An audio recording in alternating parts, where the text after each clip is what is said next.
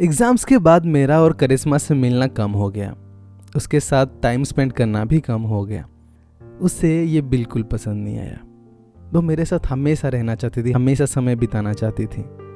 Finally उसके दिमाग में ये खुरापाती आइडिया आया कि वो स्कूल चेंज करेगी। सुन के बचकाना लगता है, पर वो ये करने वाली थी। करिश्मा के पापा बहुत ही कूल इंसान थे। वो करिश्मा की किसी भी बात को कभी नहीं टालते, और वैसे भी उन्हें पता ही था कि करिश्मा जहाँ भी पढ़ेगी रिजल्ट कभी खराब नहीं आएगा उसका। Hey guys, welcome to story 18 episode 7। मैं हूँ स्वप्नेश, आपका स्टोरी टेलर। फिर उसके पापा मान भी गए और उनका एडमिशन भी हो गया। पर करिश्मा की जिंदगी में इससे कुछ बदलाव आएंगे इसका कोई गारंटी नहीं था, क्योंकि मैं अब भी रूही के लिए ही फील करता था। करिश्मा मेरी अच्छी दोस्त थी, पर शायद प्यार मैं सिर्फ रूही के लिए ही फील करता था। अब रोज करिश्मा मेरे साथ स्कूल जाने लगी। एक ही क्लास, एक ही रूम में बैठते थे, एक ही लेक्चर अटेंड करते थे।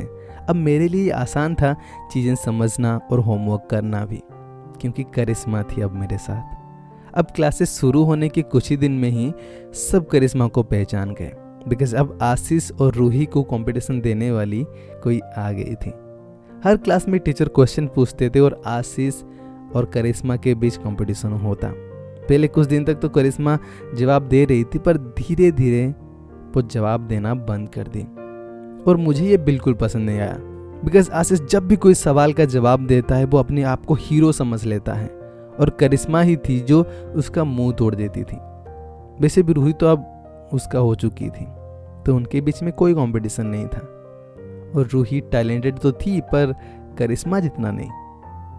उस दिन क्लास खत्म हुआ, मैं करिश्मा को पूछा, तू और पढ़ाई वढ़ाई कर रही कि नहीं कर रही? क्यों? वो पूछी अपने माथे पे सिकन लाते हुए, जैसे कि मेरे इस सवाल का कारण वो बेसब्री से जानना चाहती हो। तू आंसर क्यों नहीं दे रही क्लास में?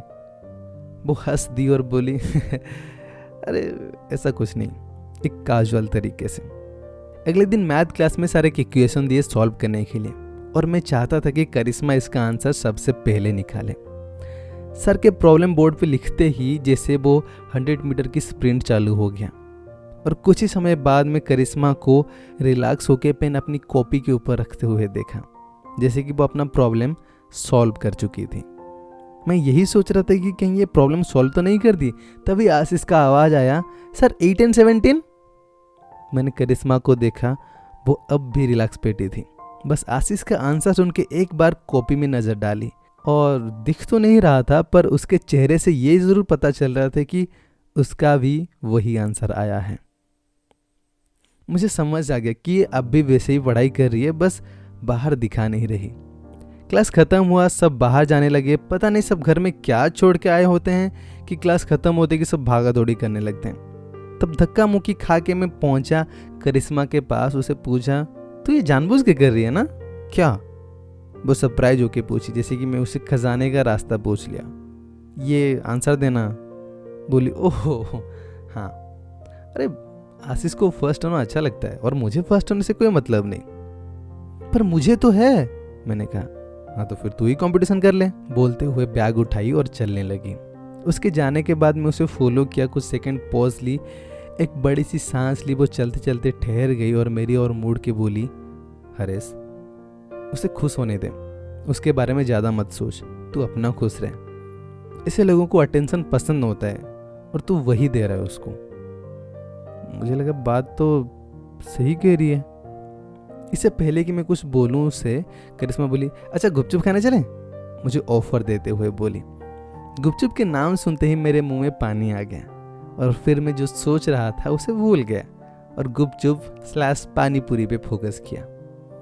कुछ देर ऐसे ही बात करते करते हम पहुंचे वहां पे, और तब मैं कुछ ऐसा देखा जो मुझे एक्सपेक्टेड नहीं था। करिश्मा बोली, उप्स रुक जा, थोड़ी देर बाद जाएंगे। मैंने कहा, चल कोई प्रॉब्लम नहीं है। रूही थी वहां पे, आशीष नहीं था पास में। वो अकेले ही पानी पूरी का मजा ले रही थी।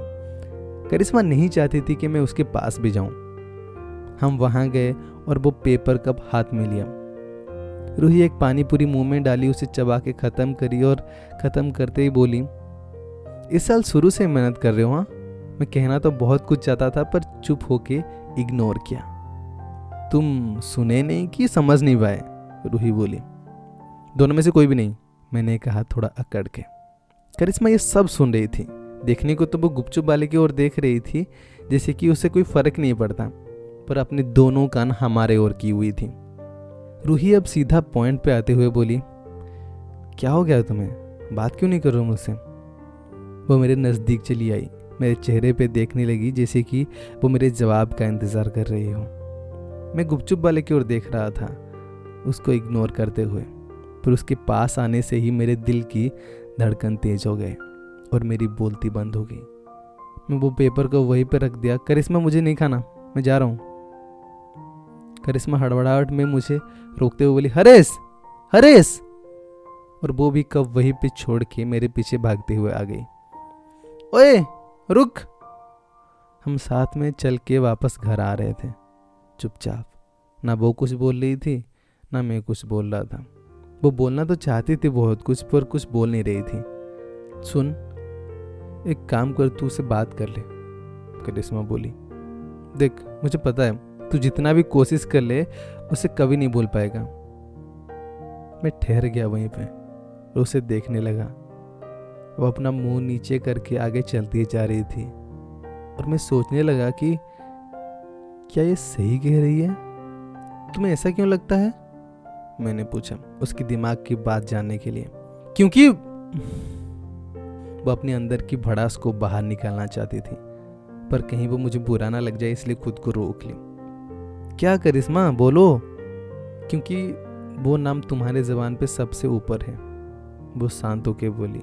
मैं भी समझने की कोशिश ही कर रहा था कि वो ये क्या बोल रही है। तुम्हें याद है जिस दिन मैं साइकिल से गिरी थी, तुम करिश्मा नहीं रूही चिल्लाए थे। जाहिर है हरेश, हमेशा तुम्हारे दिमाग में बस उसी का नाम ही चलता रहता है। मैंने कहा। वो चुपचाप आगे चल दी, एक नाराज फेस लेके, और पीछे मुड़ के नहीं देखी। मैं पीछे वहीं पे ही खड़ा रहा। कुछ देर सोचने लगा कि क्या मैं उसे दूर जाने के चक्कर में उसके पास जा रहा हूँ, उससे ज़्यादा मिस कर रहा हूँ। पर मुझे ये तब तक यकीन नहीं हुआ जब तक मंडे मैंने वो अपनी आंखों से नहीं देखा।